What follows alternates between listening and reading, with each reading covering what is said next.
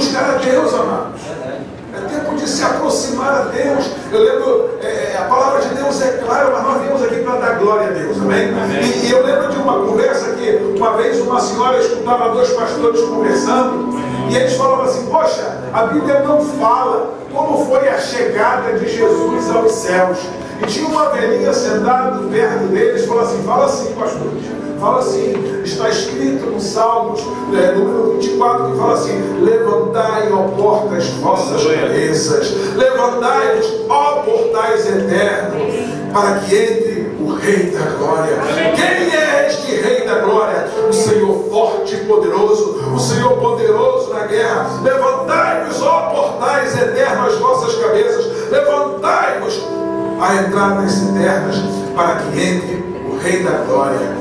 Quem é este Rei da Glória? O Senhor dos Exércitos, Jesus Cristo é o Rei da Glória, amém? Então, ela falava isso, e eu fiquei assim, estávamos aqui louvando, eu falei: Senhor, tantas coisas, tantas expressões, mas glória a Deus, porque o Rei da Glória está conosco. Amém. Nós cantávamos que Ele nunca nos abandona, Ele nunca nos abandona, e nós vamos falar um pouquinho sobre isso. Eu quero dar continuidade. A última vez que eu preguei aqui, eu falei sobre fé. E eu lembro que eu podia pregar só a metade. Ontem eu orava sobre o que falar e eu senti de continuar a mensagem, Então eu vou fazer uma pequena recapitulação e eu gostaria que você abrisse no livro de Marcos, capítulo 11, versículo 21 a 24. E Pedro, levantando-se, disse-lhe: Mestre, eis que a figueira que tu amaldiçoaste se secou. E Jesus respondendo disse-lhe: Tende fé em Deus, porque em verdade vos digo que todo aquele que disser a este monte: ergue-te e lança-te no mar, e não duvidar em seu coração, mas crê que se fará aquilo que se diz, tudo o que disser lhe será feito. Por isso vos digo que todas as coisas que pedides orando e credes receber, e tê-las eis.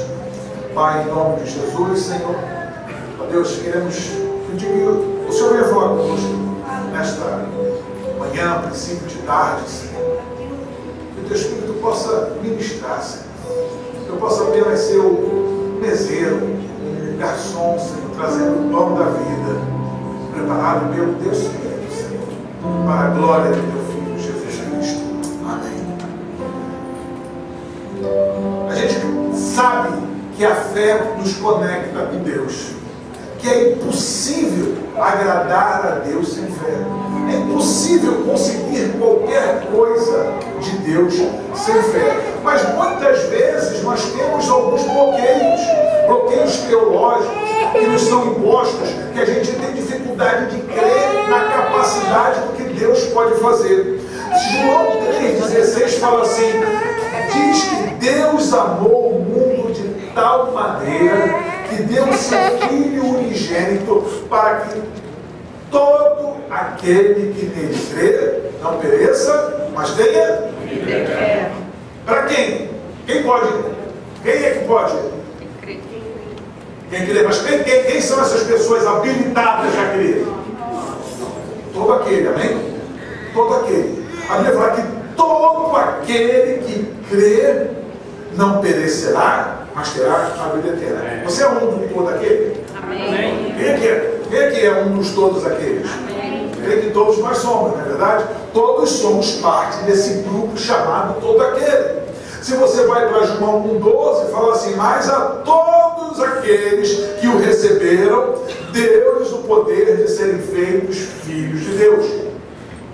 Todo mundo aqui é filho de Deus? Sim ou não? Amém. Então, se você é um desses todos aqueles de João 3,16, e você é um desses todos aqueles de João 1,12, por que nós temos dificuldade de sermos um desses todo aquele que ele está falando em Marcos 11, 21 a 24, quando ele diz que todo aquele que disser a este monte na Bíblia é problema, monte na Bíblia é dificuldade, monte na Bíblia é impossibilidade, algo pesado, algo difícil. Quando Jesus fala em Mateus, em João 3,16, tudo aqui é fácil você aceitar a salvação, é fácil você crer que você é um daqueles que Jesus morreu por ele. Mas quando ele fala que todo aquele que crê pode remover um monte, você fala: não, esse é para o pastor. essa fé aí é para o líder da igreja. Essa fé não é para mim, não é individual, não é pessoal, isso é para alguém, mas consagrado. Mas a Bíblia está dizendo que todo aquele. Então, se você é o todo aquele de João 3,16, você também é o todo aquele de Marcos 11:24. Você é esse grupo. No versículo 22, Jesus disse assim: tende fé em Deus. Algumas traduções em inglês dizem uma palavra assim bem mais forte, fala assim: tenha a fé de Deus. Parece um pouco assustador. Como assim, pastor? Eu vou ter a fé de Deus? Parece um pouco herege, né? Porque quando Deus ordena uma coisa, quando Ele diz haja luz, a Bíblia fala que houve luz. Mas enquanto Ele falava, Ele não ficou preocupado, com medo, angustiado, ansioso. Será que a luz vai vir? Será que vai acontecer a luz? Será que essas trevas não vão querer lutar para permanecer? Quando ele disse haja separação da água e da terra seca, a Bíblia fala que houve, que aconteceu, mas não diz que Deus andou ansioso. E agora essa tradução fala que temos que ter fé como Deus. Mas Romanos fala que Deus chama as coisas que não são como se fossem. Certa vez, Abraão estava na sua tenda, decepcionado, preocupado, angustiado. Ele não estava crendo na promessa, ele estava perdendo a fé na promessa de Deus, que Deus disse que dele faria uma nação, né? E ele estava meio que duvidando, já desanimado. Sara estava desanimada, e aí Deus chega para Abraão e fala: Abraão, saia da tenda e olhe para a estrela. E Deus fala assim: pode contar essas estrelas? Pois assim será a sua geração. E a partir daquele dia, Deus mudou o nome de Abraão para Abraão. Uma palavrinha, uma coisinha pequena. Mas a palavra Abraão significa pai de nações. E a palavra Sara significa mãe de nações. E Deus mudou o nome do casal.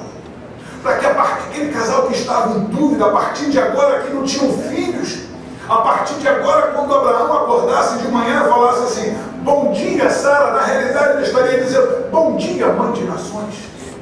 E Sara respondesse: bom dia, pai de nações. Não tem uma criança na casa, não tem um choro de bebê, não tem um brinquedo, não tem nada derrubado pelo chão, mas eles já começaram, Deus ensinou eles a professarem o invisível, a chamar a existência as coisas que não são, a tratar o que não é como se fosse.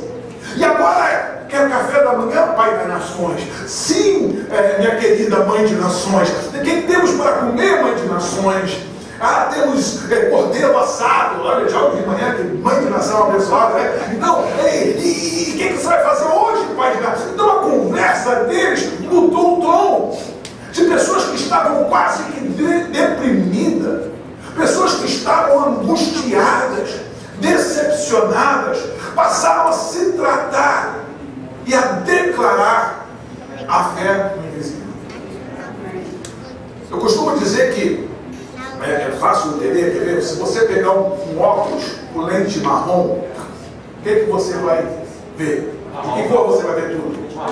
E se trocarmos a lente para amarelo? Vai ser o quê? Amarelo, na verdade? Se botar uma lente vermelha, vai ser?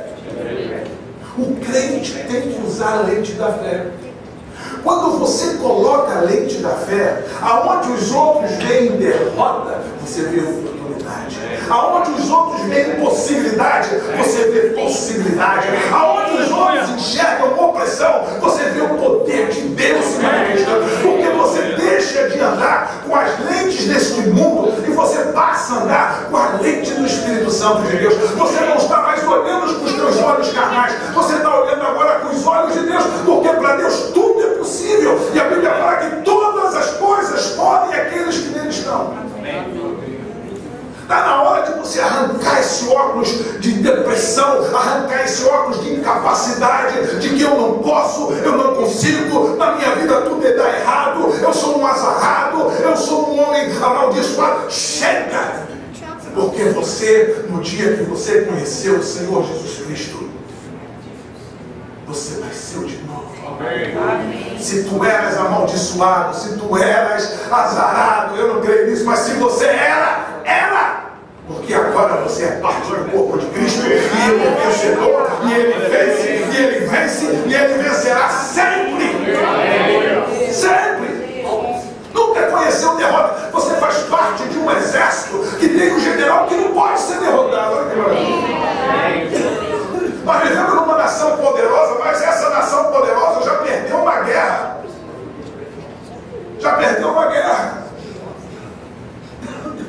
A América fugiu do Vietnã. Era uma nação menor.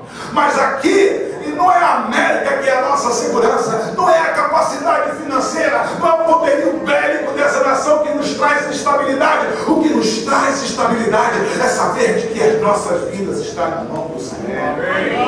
Nenhuma força deste mundo ou espiritual pode tocar em você sem que Ele tenha controle. Deus é Deus.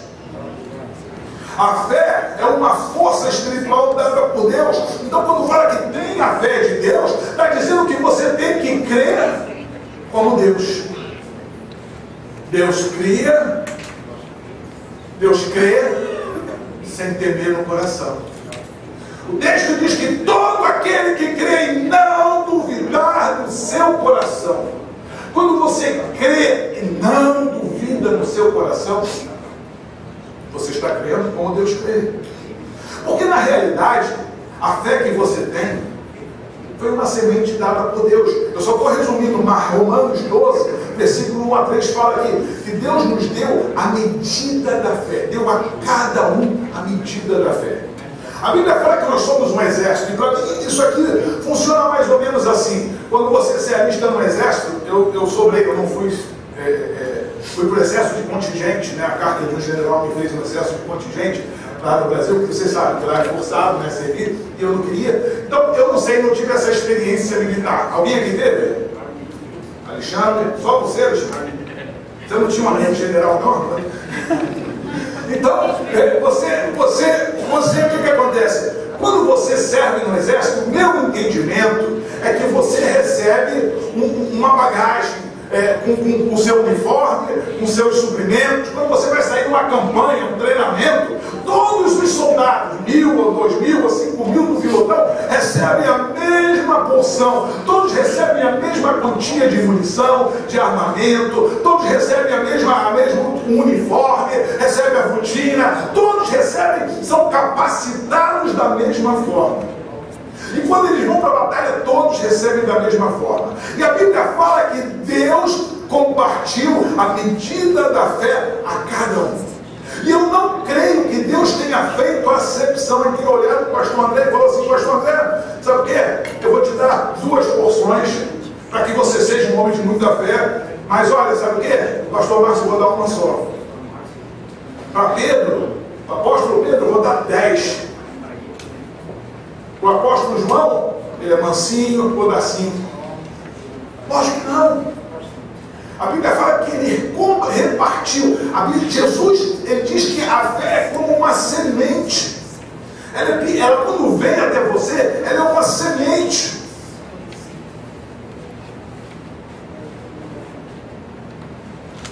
Deus deu essa semente a cada um, e quem determina como essa semente vai ser tratada, se vai ser cuidada, para que cresça ou para que seja atrofiada, é você, sou eu.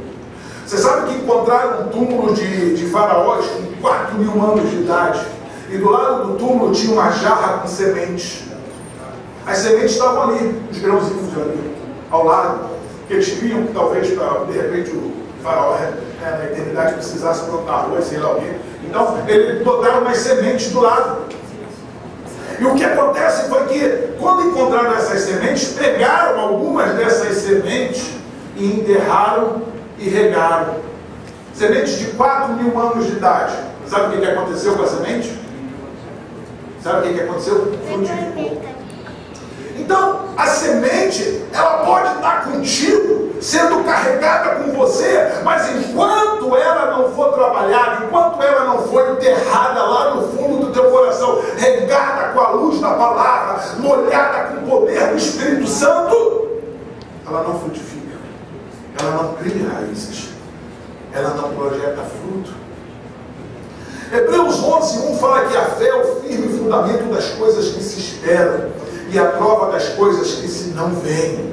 João 5,14 fala que, e esta é a confiança que temos nele, no Pai, que se pedirmos alguma coisa segundo a sua vontade, ele nos ouve.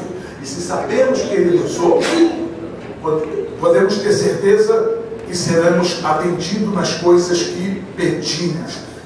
Tem pessoas que têm dificuldade de abrir a palavra e encontrar uma resposta para a sua situação, para o seu problema, porque não conhece a palavra. Ficam com aquele livro perdido de frente para trás e não sabem o que buscar. A palavra, ela te direciona até onde está a resposta para a tua situação, para que você ore conforme a vontade de Deus. A fé não vai mudar a vontade de Deus, irmãos. 1 João 5,14 fala que se você pede alguma coisa conforme a vontade de Deus, conforme a vontade de Deus, ele vai te atender. Então, se você ora, por exemplo, assim, eu quero que esse inimigo que me persegue morra, que caia fogo e consuma essa gente, sabe o que vai acontecer? Eu posso crer do alto da cabeça à planta dos pés que nada vai acontecer. Porque o Espírito, Jesus mesmo disse que quando os apóstolos pediram para que lança fogo do céu, o Senhor consome esse povo, Jesus falou: vós não conheceis o Espírito que habita em vós. Então, não era da vontade de Deus, não é da vontade de Deus isso. Então, por mais que eu creia, eu citei um exemplo de uma mulher em Dallas, tem um pastor chamado Kenneth Copeland, muito famoso aí na televisão, e ele é casado com Gloria Copeland.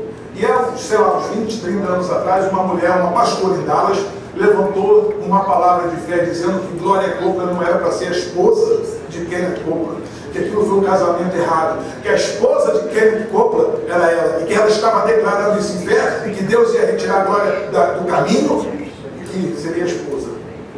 Tu crê que Deus ouve uma oração dessa? Tu crê que Deus vai trabalhar com uma fé dessa? Lógico que não.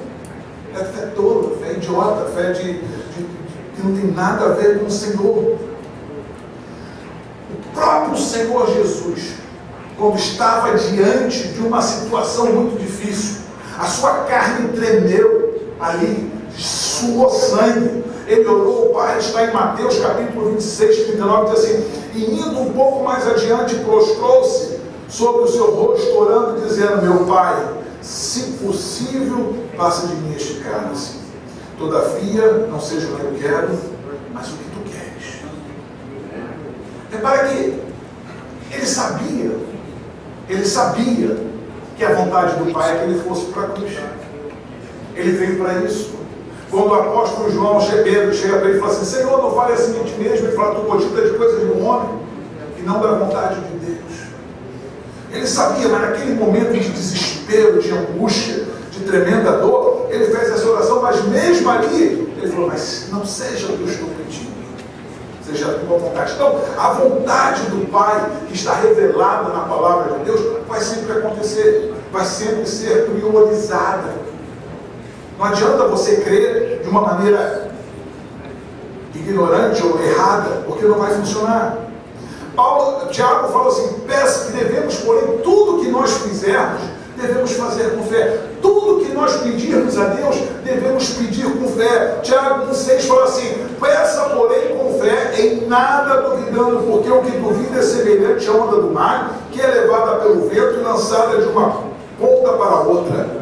Não pense que tal homem receberá do Senhor alguma coisa. Então, Jesus disse que tudo que pedirmos, crendo, sem duvidar no coração, vai acontecer. Mas você, para criar uma teologia, você não pode pegar um versículo. Então você tem que entender que algumas coisas podem impedir, podem dificultar a manifestação do impossível na sua vida pela fé. Então nós já falamos um pouquinho de uma. Agora eu queria te perguntar aqui rapidamente, honestamente, quem aqui já se decepcionou com Deus? Ninguém tem coragem de levantar a mão? Não, só uma pessoa, os outros estão cansados, então ainda funcionam tão bem. Duas. Então, Quem aqui já passou uma situação que você está crendo?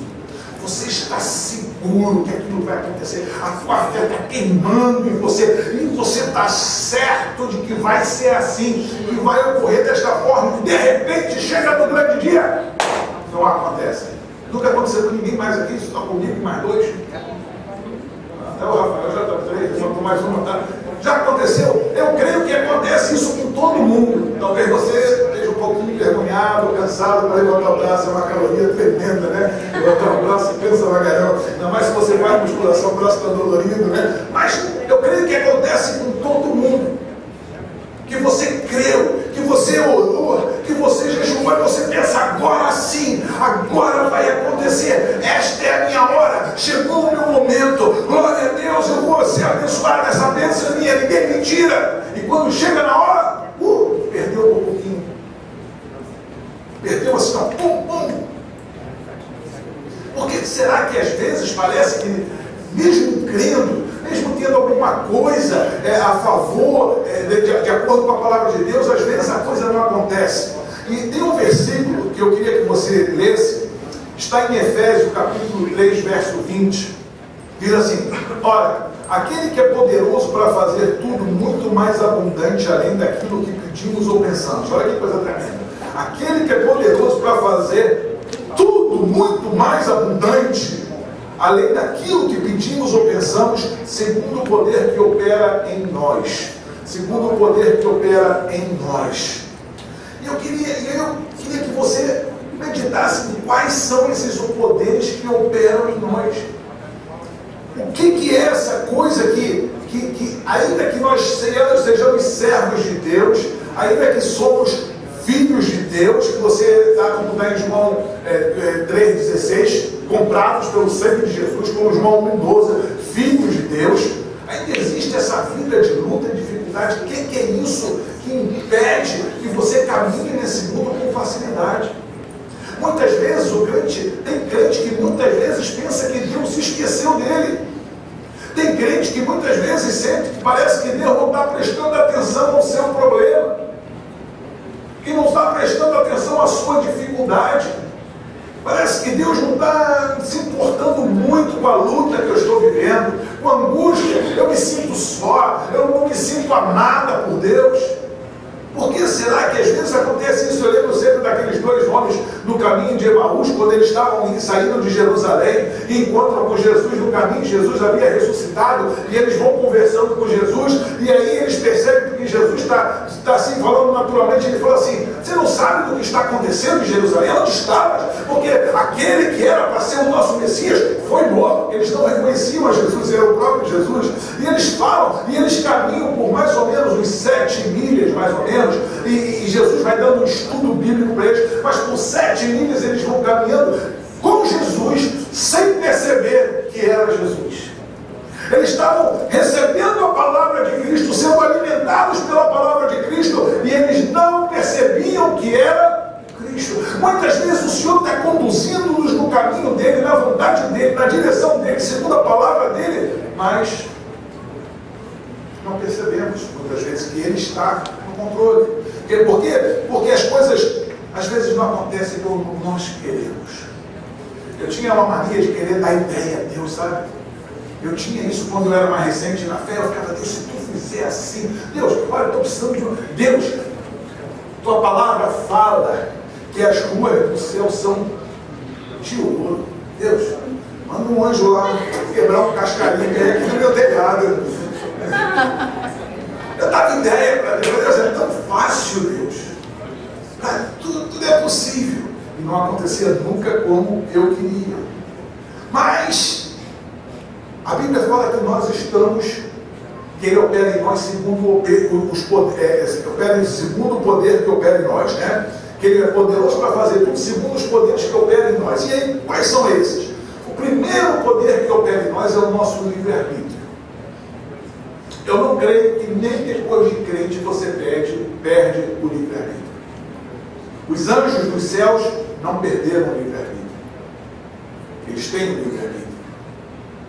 O crente tem o livre-arbítrio. Você tem o direito de decidir o seu futuro agora.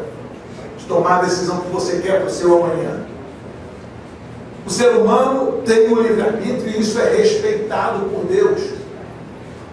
Repara que no próprio caminho de Emaús, quando ele chega na casa dos homens, lá dos dois, eles convidam Jesus a pousar com eles, a sentar-se à mesa com eles para comer, a entrar na casa. Jesus já não foi chegando aí com o camarada, vamos lá, vou passar a noite com vocês, vou jantar com vocês. Não, Jesus espera que eles o convidem. Deus respeita o seu livre-arbítrio. O arbítrio da pessoa que está lá fora, que não conhece a Jesus, como o arbítrio daquele que conhece a Jesus, continua sendo uma lei estabelecida por Deus. Então, muitas vezes, você está orando para que o seu filho se converta, para que o seu esposo se converta. Você está crendo de todo o teu coração, de toda a tua alma, de todo o teu entendimento. Mas tem um fator nessa balança que ainda não está ajustado com a sua fé, a vontade da pessoa. E por isso que às vezes leva tempo. E conforme você vai crendo, Deus vai abrindo portas de oportunidade. Quantos filhos de bandidos, filhos de crentes que viraram bandidos, voltaram-se ao Senhor, porque no dia em que iam morrer, que tinha um inimigo para matar, a arma falhava, não funcionava, alguma coisa acontecia, e eles falaram, é a oração da minha mãe. O arbítrio é dela. O direito de dizer eu creio é dela. Você está orando pelo seu filho. Eu tinha uma família que estava passando por um problema, o filho estava envolvido em drogas, ele tinha que brincar, mas foi preso, porque usando drogas, bateu com um carro e num acidente estava drogado, foi preso, acabaram levando ele para a imigração, queriam deportá-lo, a mãe estava desesperada, o filho com brincar ia ser deportado porque dirigia um drogado, colocaram droga no carro dele, e eu falei, a mãe era muito crente, o pai era muito crente, esse menino tinha nascido através de um milagre, ela não podia ter filhos, e Deus operou, e aí ela estava desesperada, ela falou, pastor, e agora? Eu falei, sabe o que você faz? Ela falou assim, o quê? Eu falei, tem uma coisa que você pode fazer por ele. Ela falou, me diz o que é. Eu falei, creia. Creia.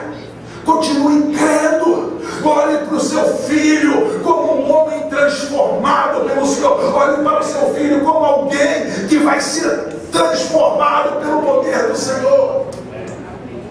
E ela, pastor, é muito difícil. Eu falei assim, não é fácil mesmo não. Mas Deus pode te dar essa capacidade. Certa vez o homem chegou, ajuda-me na minha falta de fé. Deus pode te ajudar agora nessa hora. Nós vamos crer junto, nós vamos orar junto, nós vamos louvar a Deus porque Ele vai sair dessa situação. Nós vamos louvar a Deus porque Ele não vai ser deportado. Nós vamos louvar a Deus porque Ele vai largar o vício, Ele vai largar a droga, porque Ele vai se casar, Ele vai constituir família, vai ser um trabalhador, um servo de Deus. Nós vamos louvar a Deus juntos, vamos começar a louvar a Deus juntos. Isso era como Abraão chamando Sara, que não tinha um filho de mãe das nações. Agora nós vamos chamar o filho dela de abençoado de Jeová. E começamos a orar, a igreja começou a orar e começou a orar. E no dia da audiência eu fui lá para ser testemunho, para tentar ajudar a ser responsável, a oferecer como responsável pelo rapaz. E eu estava lá no dia da audiência da imigração, 7 horas da manhã lá, perto do aeroporto. Chegamos lá. E daqui a pouco o advogado vem e fala assim, olha, vocês podem ir embora, não precisa ir, porque algo aconteceu, o juiz mandou que soltassem ele, que desse uma favor. Deus é Deus. E hoje esse rapaz é casado, pai de família, trabalhador, largou as drogas, porque o Deus que eu creio é o Deus que opera impossível. Mas Ele opera impossível para quem tem essa leitezinha chamada fé. É impossível você agradar a Deus ou conseguir qualquer coisa de Deus. Se você achar, tem sempre funciona, então meu irmão, nunca vai funcionar para você. Se você não crê, é impossível. Então o livre-arbítrio, ele funciona. Ele funciona. E às vezes o livre-arbítrio de outra pessoa interfere no resultado da sua vida.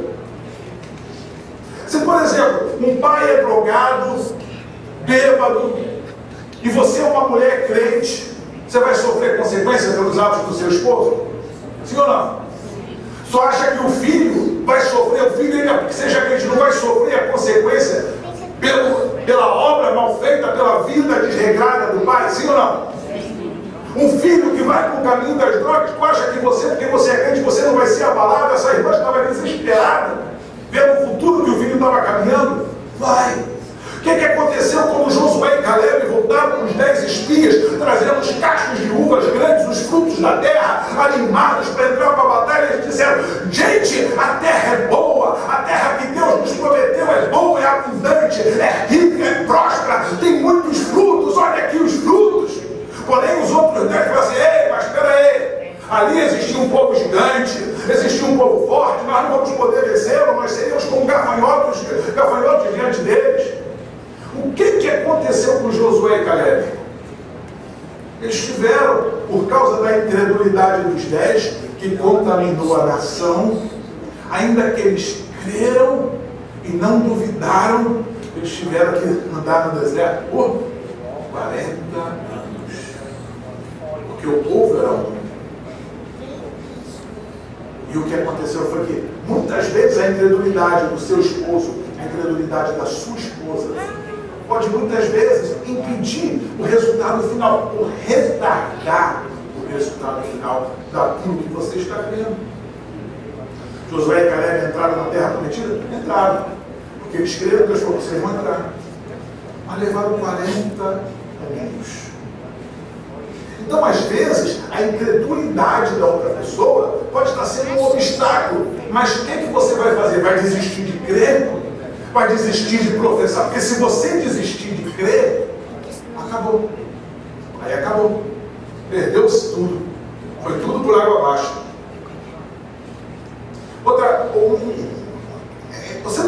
O crente só pode crer. Nós não temos outra opção.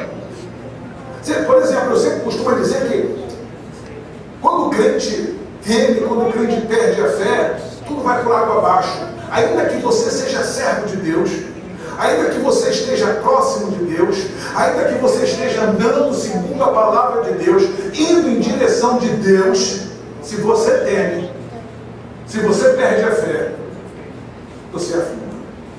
É uma prova? Pedro. Jesus chegou para Pedro e falou: venha. O que Pedro fez? Desceu do barco. Ele estava obedecendo a quem? Jesus. Jesus falou para ele: eu te dou crédito a Pedro, foi valente. Mas era o outro. Ele creu, ele desceu, ele ia caminhando em direção a Jesus, obedecendo a palavra de Jesus. Porém, a Bíblia fala que quando ele olhou para o lado, viu o tamanho e a força dos ventos, a Bíblia fala que ele temeu, e naquele momento, o que aconteceu com ele? Afundou. Então, o crente, se ele parar de crer, ainda que ele esteja andando na direção certa, obedecendo a palavra certa, a opção de deixar de crer não existe para a gente. Isso não é uma opção. Isso é aceitação de derrota. Temos que crer e crer e crer, porque o Deus que você crê, como Marta e Mara viram, Marta e Maria viram, ele é poderoso para que ainda depois de morto poder trazer a vida. Então, elas criam, mas quando morreu, elas falaram: Jesus já está fedendo, já era. Então, o Deus que você crê, até que a luz seja cortada, Deus é poderoso para prover no dia seguinte, com dinheiro para pagar a taxa, para pagar tudo e reconectar. O Deus que você crê, ainda que o médico diga que vai morrer, ele é poderoso para curar. O Deus que eu tenho, ele é poderoso para fazer o que o homem não pode fazer. O que o homem não pode fazer. O meu Deus é o Senhor dos impossíveis. Amém. Não existe causa impossível, invencível para Ele, difícil demais. Nenhuma experiência que você tenha difícil demais, Deus já não tem enfrentado antes. Quando você lê a história da Bíblia, se o teu problema é financeiro, Deus já encontrou pessoas falidas que Deus prosperou. Deus encontrou um pobre, o 7º filho da família mais pobre de Judá. E Deus pegou aquele garotinho ali e falou assim: dele farei o rei de Israel. E aquele homem veio a ser o rei Davi. E ele chegou assim: quem sou eu? Meu pai é o mais pobre da minha aldeia. E Deus o fez dele um rei. E prosperou o seu reino. Se você crê que a tua enfermidade é difícil demais, vá perguntar a Naamã. Ele não era nem judeu, não era nem cristão, mas porque ouviu falar do Deus de Israel, ele foi lá e o Senhor, o profeta deu a palavra, ele se molhou e foi curado. Então não existe uma situação que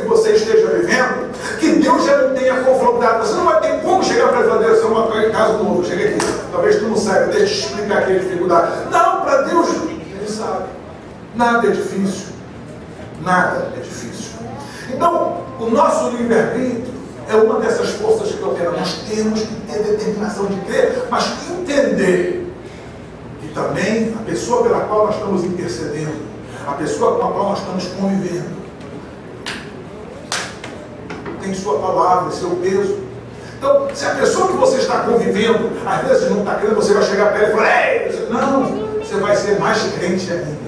Você vai amá-lo mais ainda, você vai amá-la mais ainda, porque você só conquista alguém para o Senhor Jesus Cristo amando, dando testemunho, dando testemunho. Então, é a vontade de Deus, ela sempre tem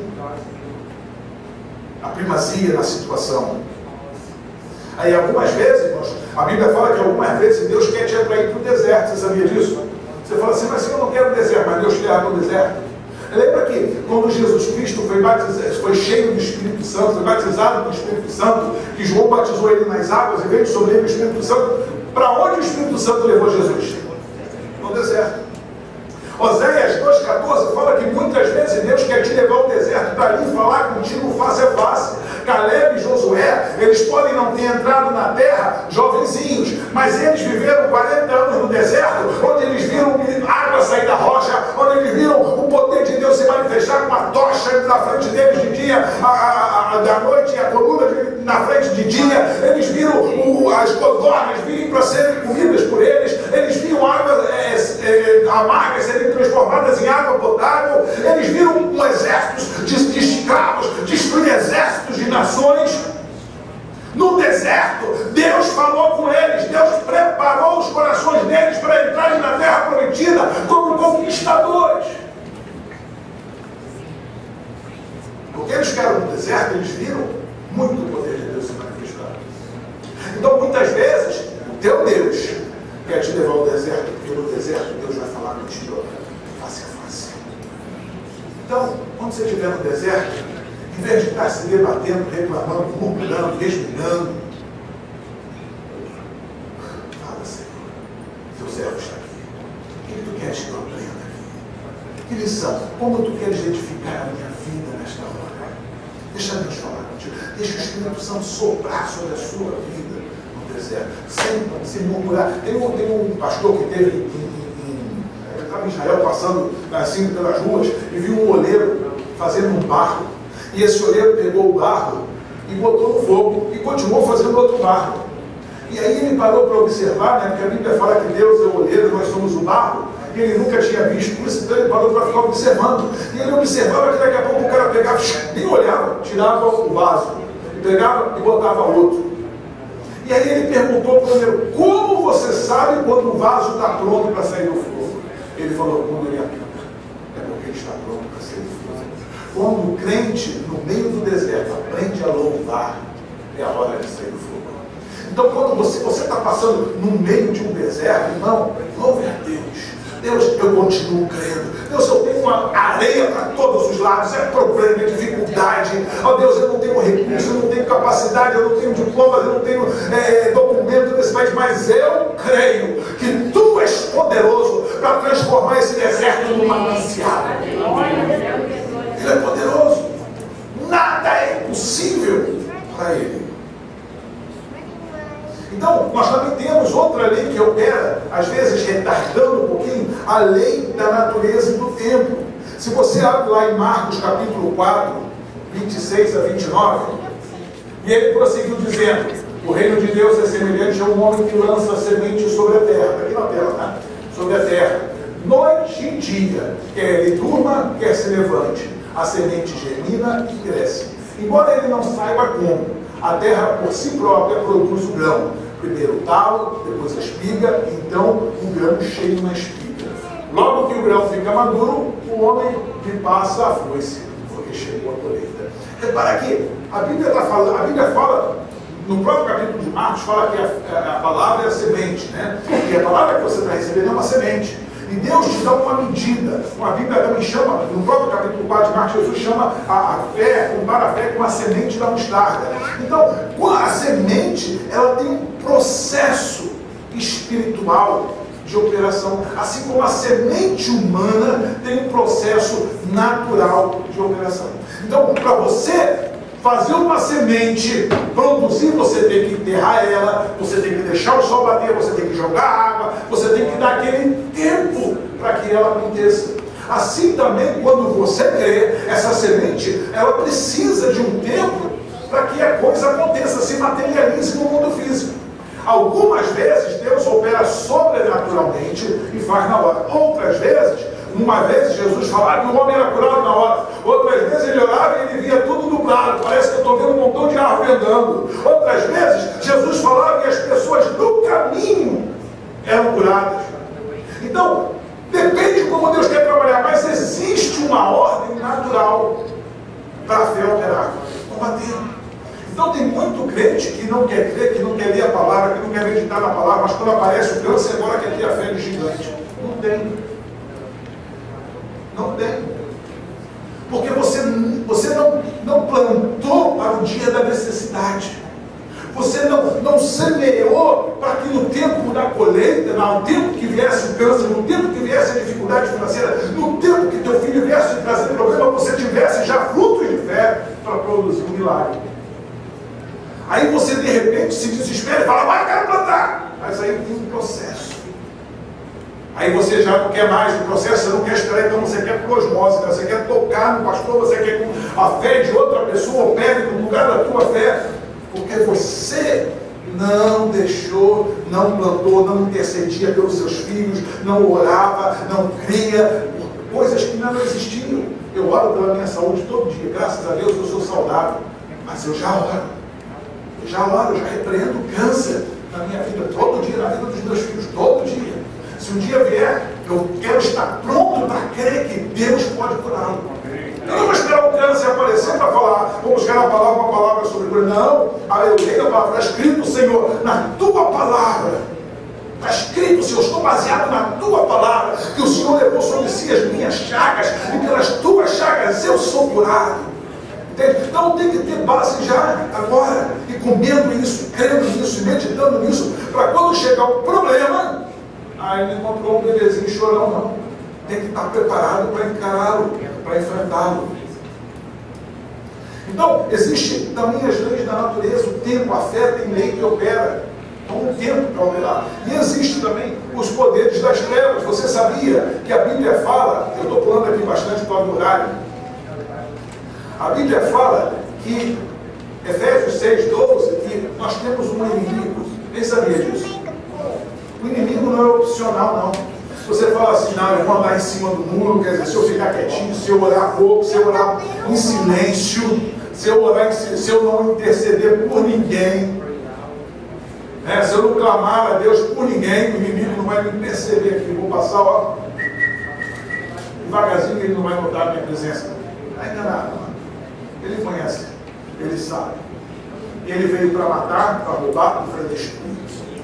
E a única maneira pela qual você pode impedir que ele faça essas coisas na sua vida, na sua família, na vida dos seus filhos, é se você se fortalecer no Senhor e no poder da sua palavra.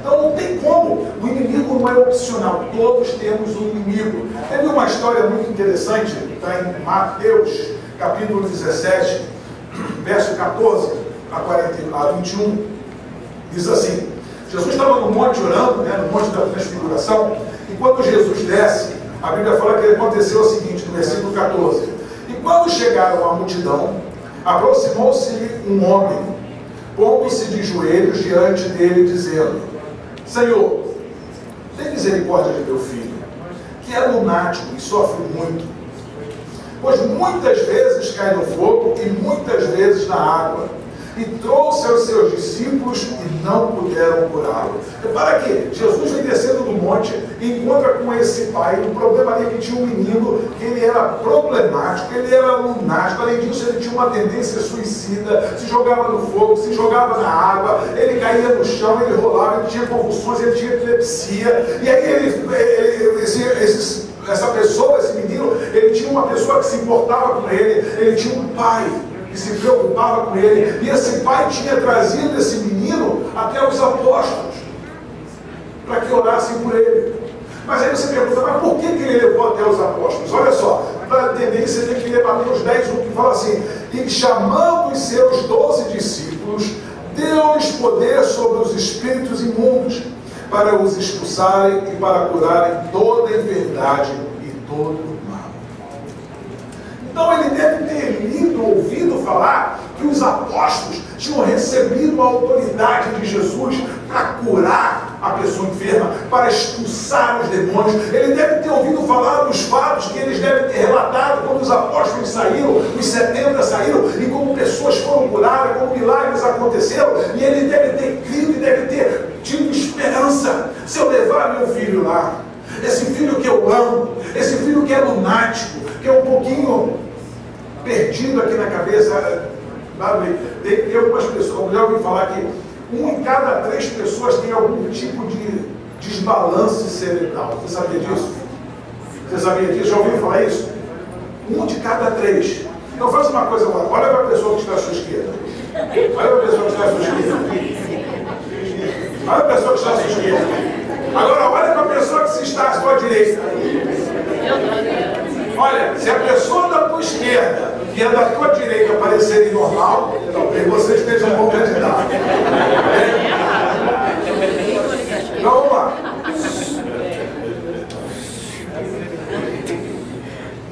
Não sei, né? É o que dizem, 1 de cada 3. Então tem algum tipo de desbalance aí. Mas, então, o que acontece é que ele vem e traz o pai, traz o filho até os apóstolos. E os apóstolos oraram. Eu acredito que eles devem ter, os 10 apóstolos que ali estavam, 2 estão subindo com Jesus, eles devem ter clamado a Deus, e devem ter orado, e devem ter expulsado, e nada aconteceu. O que o pai estava falando quando ele falou assim: Jesus, eu trouxe até os seus apóstolos, é mais ou menos assim: Jesus, eu levei o meu filho até a tua igreja. Os pastores oraram e nada aconteceu. Os bispos oraram e nada aconteceu. Os missionários oraram e nada aconteceu. A igreja orou e nada aconteceu. Olha, era a igreja. E Jesus respondendo disse: ó geração incrédula e perversa. Jesus aqui não ficou muito mansinho não, né? Até quando estarei eu convosco? E até quando vós sofrereis? Trazei-me aqui. E respondeu Jesus, e repreendeu Jesus o demônio, que saiu dele, e desde aquela hora o menino sarou. Então os discípulos, aproximando-se de Jesus, em particular disseram: por que não podemos nós expulsá-lo? Eles mesmo ficaram surpresos, lá: Senhor, por que nós não tivemos autoridade? Tu não nos deu autoridade, por que nós não podemos expulsá-lo? Eles chamaram em particular, não quiseram chamar publicamente para não passar vergonha, né? E Jesus lhes disse: por causa da vossa pouca fé.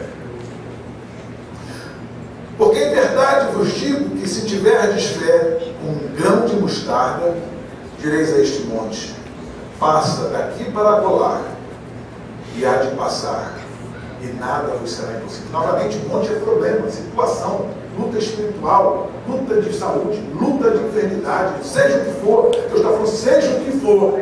Jesus não falou que eles não tinham fé.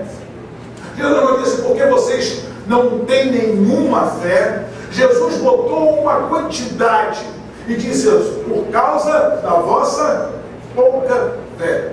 Pelo que mais me impressiona é que Jesus depois vai além e fala assim: agora eu te digo que se tiverdes fé como um grão de mostarda, que é a menor das sementes, menor das hortaliças, a menor semente dentre as hortaliças. Ele fala: vocês têm pouca fé, mas se tivessem a fé do tamanho de um grão de mostarda. E aí eu fico pensando: Senhor, tu fala que eles tinham pouca fé, os referentes por ter pouca fé, agora fala que é necessário ter uma fé do tamanho da menor das sementes? Não estou entendendo. Mas quando você lê lá no livro de Marcos mesmo, você vai ver que Jesus diz que essa pequena semente, essa pequenina semente, quando plantada, quando tratada, ela se transforma numa árvore de 15 pés de altura. Se você for ver a mostarda, ela pode chegar a ter 15 pés de altura. Eu tenho quantos pés de altura? Quase 6, né? Quase 6. É, 6. Ou seja, ela é 2,5 vezes a minha altura. a necessidade que existe, toda a genética necessária para que um pé de mostarda, tem, está dentro de uma semente de mostarda. A diferença é que na semente ela só produz vida quando ela só se transforma e produz aquela árvore quando ela é cheia, transformada, ela é plantada, ela é regada. O que isso quer dizer? Que a fé que Deus te deu só é, ainda que seja pequena como uma grão de semente, ela só é poderosa para operar quando você põe vida nela. Se a Bíblia fala que a semente, se ela não cai na terra, se ela não é enterrada, ela não morre, e se ela não morre, ela não gera vida. Então, enquanto você não come da palavra de Deus, enquanto você não se abastece, não se fortalece na palavra de Deus, a sua fé é como uma semente do lado daquele túmulo de 4.000 anos, sem vida. A minha fé pode ser do tamanho de uma mostarda, semente de uma mostarda, é tua também. Mas se eu planto e rego e você não planta e você carrega ela contigo, Deus te deu, é uma porção que Deus dá a cada um, mas se você não faz nada com ela, não existe vida nela. Mas quando você decide plantar, operar segundo a palavra, operar segundo a direção do Espírito Santo, ela se transforma numa árvore e produz muitos frutos. Então é necessário entender que, às vezes, quando Deus toma um tempinho para operar, é porque tem um processo. Temos obstáculos. Nós estamos num mundo secular, nós temos o inimigo, nós temos a individualidade, o direito de arbítrio das pessoas. Que você está orando, quem é que ora para alguém? Pelo esposo, pela esposa, pelo filho, pela filha, né? E às vezes você está orando, tem alguém aqui orando há mais de 5 anos por alguém? Está vendo? Há mais de 5 anos. Deus não está ouvindo a tua oração, porque Deus está ouvindo a tua oração. E às vezes parece que a pessoa fica pior, que o inimigo quer que você pense que Deus não está ouvindo a tua oração, mas Deus está ouvindo a tua oração. Mas Deus está respeitando ao mesmo tempo a liberdade que aquela pessoa tem. Porque Deus não entra, ele é um gentleman. O diabo é invasor, é ladrão, é salteador, ele arromba a porta e entra. Mas Jesus, a Bíblia fala que ele, em Apocalipse, que ele está à porta e ele knock. Ele bate. Se você permite que ele entra, ceia contigo e transforma a sua vida. Mas então, você está orando e parece que as coisas não mudaram. Não é porque Deus deixou de operar. Deus está operando. Deus está dando oportunidade. Cada dia de vida daquela pessoa é um dia de oportunidade que ela tem.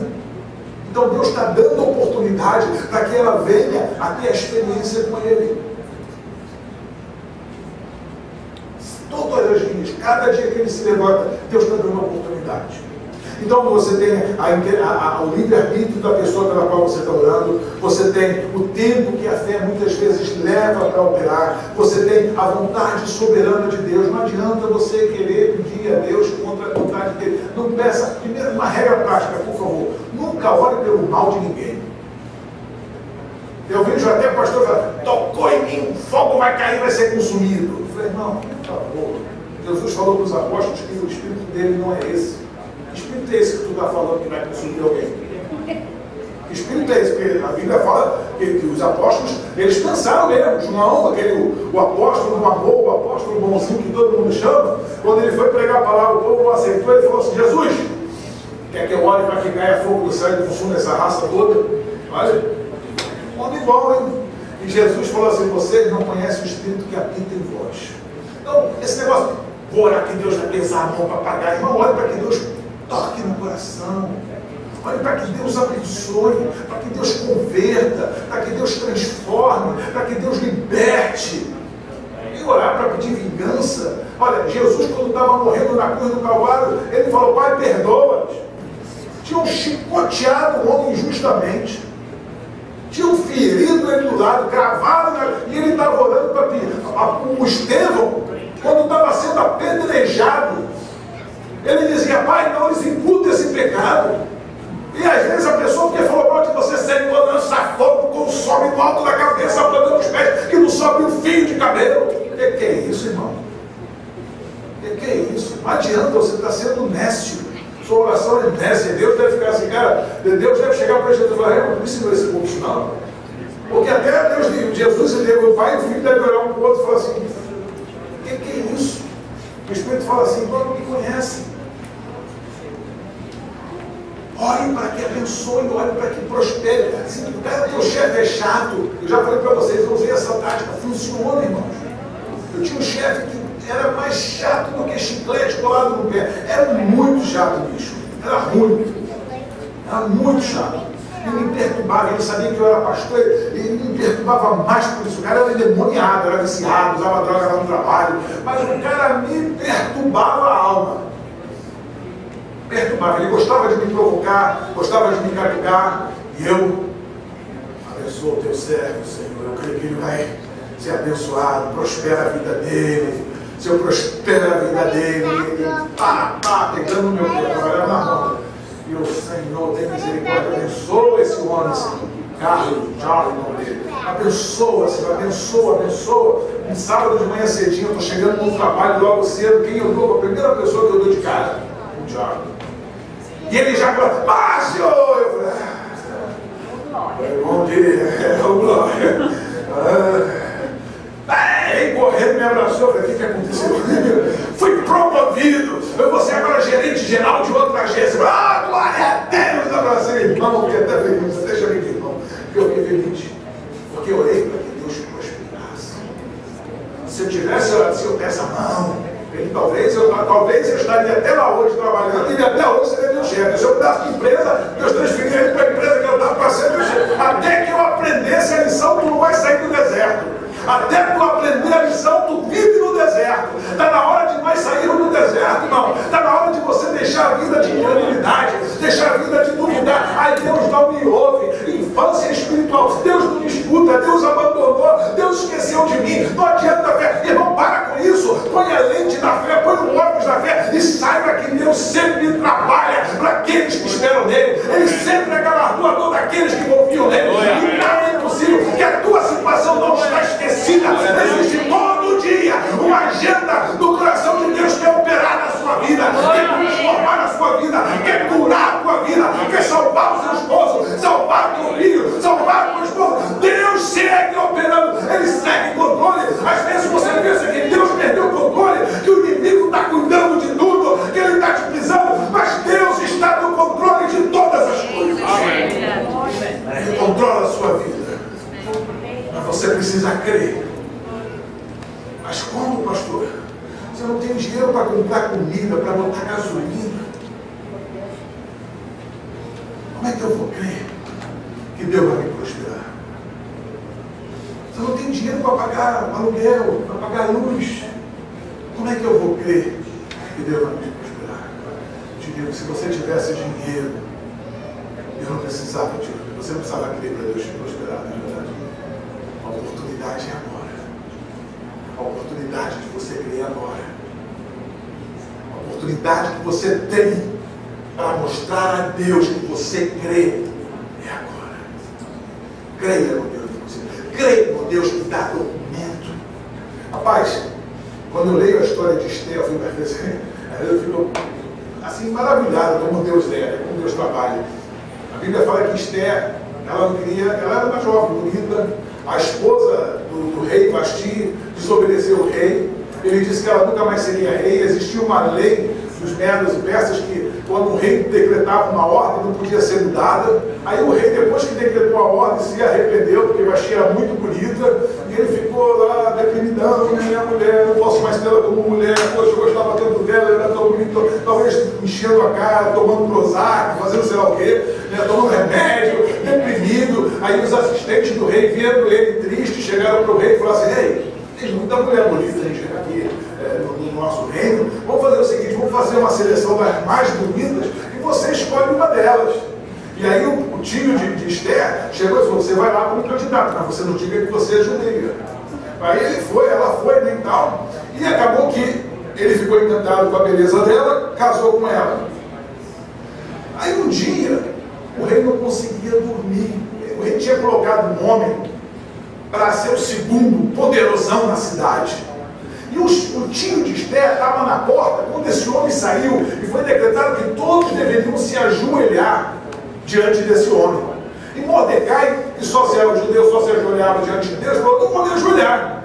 E esse homem ficou irado e decidido a destruir Mordecai, decidido a acabar com a vida de Mordecai.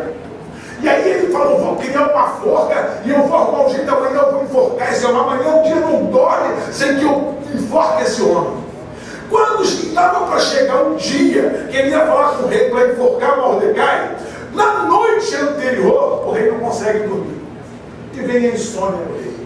E sem ter nada para fazer, ele pegou os recordes, né, os livros históricos. Olha só, ele estava realmente querendo encontrar sono, né? Foi ler aquele livro chato, as histórias do reino dele. Aí ele pegou aquilo e começou a ler. Aí para num ponto em que ele leu uma história em que tinha acontecido antes que dois servos do rei tentaram criar um plano para matar o rei. Queriam matar o rei. E Mordecai, que estava na porta do castelo, ouviu a conversa e denunciou, salvando a vida do rei. E aí o rei leu aquilo, que Mordecai salvou a vida dele. Olha, na noite anterior em que o homem iria matar Mordecai, o rei não conseguia dormir. Abre um montão de livros e conta aquela passagem. Aí no dia seguinte, quando o assessor lá, o fortão lá, o poderosão da cidade chega, o rei chega para ele e fala assim: o que se faz ao homem a quem o rei quer abençoar? E a Bíblia fala que ele pensando que era ele, né? Eu sou o braço direito do rei, sou eu, o homem que ele quer abençoar. Talvez se fosse hoje ele falasse: não sei, uma coisinha simples, um apartamento de frente para o mar em Nova York, eu não sei, um jatinho, não sei, alguma coisinha simples assim, umas fazendas, não sei. E ele foi, e ele falou tudo o que ele queria. Ele era muito vaidoso, ele pediu para que andasse no cavalo real, para que botasse a capa real, e que fosse anunciado pela cidade: este é o homem a quem o rei deseja abençoar. E ele achando que aquilo era para ele, né? E aí quando ele termina de falar tudo, o rei fala assim: muito boa ideia, vai, pega o homem Mordecai e faça tudo isso que você disse. Quer dizer, ele planejou matar o cara. Ele tinha um plano de matar o servo de Deus, estava tudo certo, a forca foi feita. Mas na noite anterior, o coração do rei permanecia onde? Na mão de Deus. Deus não permitia que o rei dormisse. Deus não permitia que o rei dormisse. O rei não conseguia pegar no sono. E aí o rei fala: vamos ler os livros. Abre, cai naquela página. E aí o rei fica angustiado. O rei vai, depois talvez tenha dormido, mas acordou no outro dia com aquela missão de abençoar Mordecai. Imagina, talvez o inimigo esteja planejando contra a tua vida. Talvez amanhã seja o teu último dia segundo os planos dele. Talvez amanhã ele vai te pegar. Amanhã ele diz: amanhã é o dia que eu vou acabar com ele. Amanhã eu vou destruir a vida dele. Mas nessa noite o Senhor está de plantão para guardar a tua vida. Nesta noite o Senhor move céus e terra. O Senhor tem o poder do coração da mão. Tem na mão dele o coração dos reis dessa terra. Pode ser prefeito, policial, governador, imigração, presidente, seja quem for, está na mão do nosso Deus. E o plano do inimigo é desfeito, e a maldição que ele colocou sobre a sua vida, Deus transforma em bênção. Porque a Bíblia fala que Deus faria o quê? Dos teus inimigos, estrato dos teus pés. Aquele homem que queria destruir Mordecai teve que puxar o cavalo na frente gritando. Ele anunciou para a família toda: amanhã eu mato esse homem, os homens, você põe que eu mate. No dia seguinte a mulher deve pegar na jantar e ir lá: este é o homem a quem o rei deseja abençoar. Meu Deus é poderoso. Nada é impossível com Deus. Não importa a tua condição agora. Agora eu te pergunto: como é que está a tua fé? Está num pote que você carrega do lado, como aquele faraó morto carregou por 4.000 anos?